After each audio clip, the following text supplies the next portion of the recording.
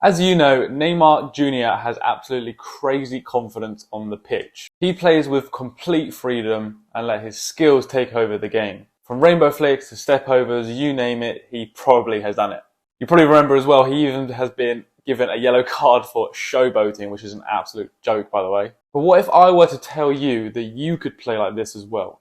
You could play with complete confidence and freedom just like Neymar does. You can also make a joke out of your opponents. Now you're probably asking, how on earth could you play like this? And to start, first of all, you need to stop adding unnecessary pressure onto yourself. The game of football and playing in general comes with enough pressure itself, so there's no need to add more onto yourself. And let me tell you why it's not worth adding that extra bit of pressure onto your own game. Well, I mean, to start, ask yourself, why do you add this pressure onto yourself? Is there someone you're trying to impress?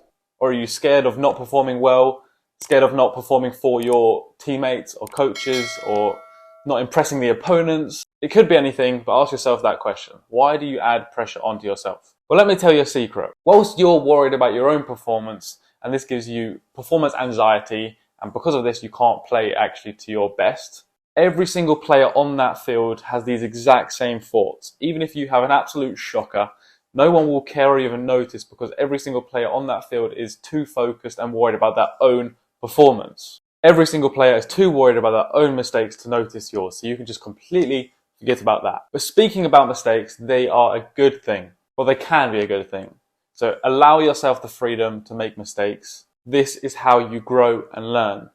If you make a mistake within a game, but you want to do the right thing, then no one will be annoyed at you, neither your teammates or your coach. Yes, your teammates might get onto you if you make a stupid mistake in the wrong area, but if you are trying to make a positive impact on the game in the correct areas, which I will talk more about later, then that's absolutely fine. No problem at all with that.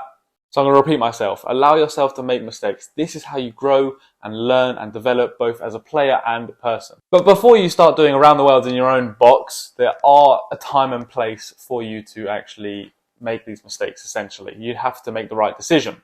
An easy example, in the final third when your team is attacking, that's absolutely fine to try that skill you've been practicing in training. Or try and do that world-class through ball, etc., etc. Of course, if there are simple options, then you should try and just use that first option you see. But in these final thirds and in moments like this, allow yourself and give yourself that confidence to actually try something. Your signature skill you always do in training, but never have the confidence to do in match. Now you can. Now that you've gotten rid of this unnecessary pressure, you're allowed to make these mistakes and do these skills.